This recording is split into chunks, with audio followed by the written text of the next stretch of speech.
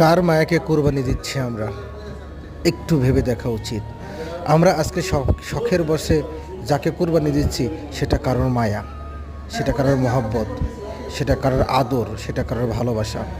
তবে কোরবানি ফরজ, এটা আমাদের করতে হবে। সবাই কি করতে হবে? আপনিও করবেন। যার মায়াটাকে কোরবানি দিচ্ছি সেও কোনো মায়াকে না মায়াকে কোরবানি দিবেই দিবে।